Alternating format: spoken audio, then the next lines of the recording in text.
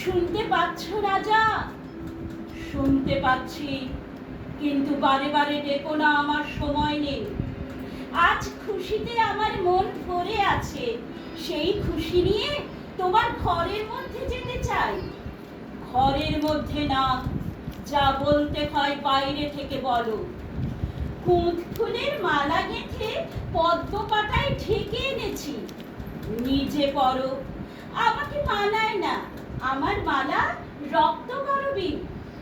আমি পর্বতের চূড়ার মতো, শূন্যতাই আমার শোভা।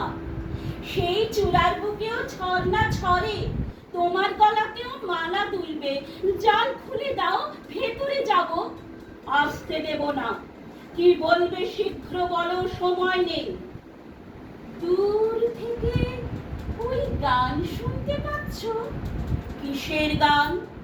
পৌষের গান। ফসল পেকেছে, কাটতে হবে, তারই ডাক। দেখছো না পৌষের রোদ্দুর পাকা ধানের লাবণ্য আকাশে মেলে দিচ্ছে? তুমিও বেরিয়ে এসো রাজা, তোমাকে মাঠে নিয়ে যাই। আমি মাঠে যাব, কোন কাজে লাগবো?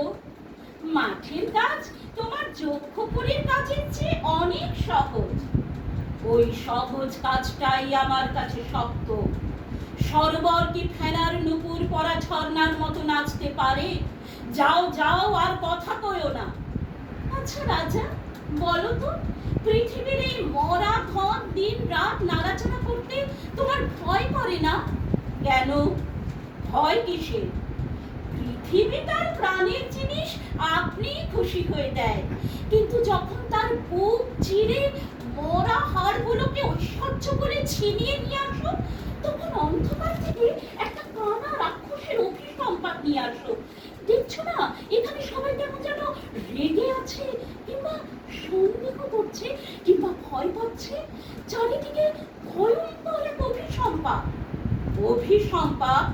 হ্যাঁ, খুনোখুনি পাড়াপাড়ির অভিসম্পাত। সাপের কথা জানি রে নন্দিন, শুধু জানি যে আমরা শক্তি নিয়ে আসি। আচ্ছা নন্দিন, আমাকে তুমি কি মনে করো খুলে বলো তো।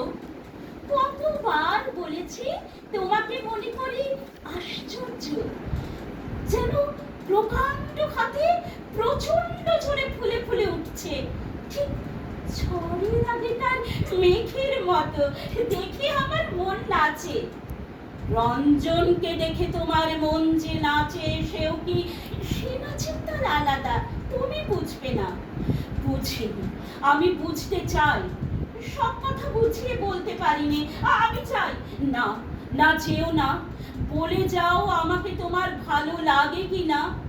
হ্যাঁ হ্যাঁ, ভালো লাগে, তাই তো বলছি। আলোতে বেরিয়ে এসো, মাটির উপর পা দাও, পৃথিবী খুশি হয়ে উঠুক। নন্দিনী, আমাকে যে তোমার ভালো লাগে সে কি রঞ্জনের মতো? ঘুরে ফিরে সেই একই কথা। দেখো নন্দিন, আমি জানি আমার সঙ্গে রঞ্জনের তফাৎটা কোথায়। আমার মধ্যে কেবল জোরই আছে, আর রঞ্জনের মধ্যে আছে জাদু। দুর্গমের থেকে হিরে আনি, মানিক আনি, কিন্তু সহজের মধ্য থেকে ওই প্রাণের জাদুটুকু কেড়ে আনতে পারিনি। তোমার এত আছে, তবু আমার লোভীর মতো কথা বলো কেন? নন্দিন, সোনাকে জমিয়ে তুললে পরশমণি হয় না, আর সব বাঁধা পড়ে, কেবল আনন্দ বাঁধা পড়ে না। আমার তুলনায় তুমি কতটুকু, তবু তোমাকে আমি ঈর্ষা করি। তুমি তো আমাকে ঘরেই যেতে দিলে, তবে কেন এসব বলছো? আমার অনবকাশের উজানে ঠেলে তোমাকে আমি ঘরে আনতে চাই নে নন্দিন। যেদিন পালের হাওয়ায় তুমি অনায়াসে আসবে, সেই দিন আগমনীর লগ্ন লাগবে। সে হাওয়া যদি ঝড়ের হাওয়াও হয়, সেও ভালো, এখনো সময় হয়নি। আমি তোমাকে বলছি রাজা, সেই পালের হাওয়া আনবে রঞ্জন। সে যেখানে যায় ছুটি সঙ্গে নিয়ে আসবে। সেই ছুটি শরীরকে রক্ত করবীর মধু দিয়ে ভরে রাখে কে, তা কি আমি জানি নে? নন্দিন, তুমি তো আমাকে ফাঁকা ছুটির খবর দিলে, মধু কোথায় পাবো? ছুটি কি করে মধুতে ভরে, তার জবাব রঞ্জনকে চোখে দেখলেই পাবে। সে বড় সুন্দর। সুন্দরীর জবাব সুন্দরী পায়। অসুন্দর যখন জবাব ছিনিয়ে নিতে চায়, তখন বিনার তার বাজে না, ছিঁড়ে যায়। যাও যাও যাও, নইলে বিপদ ঘটবে।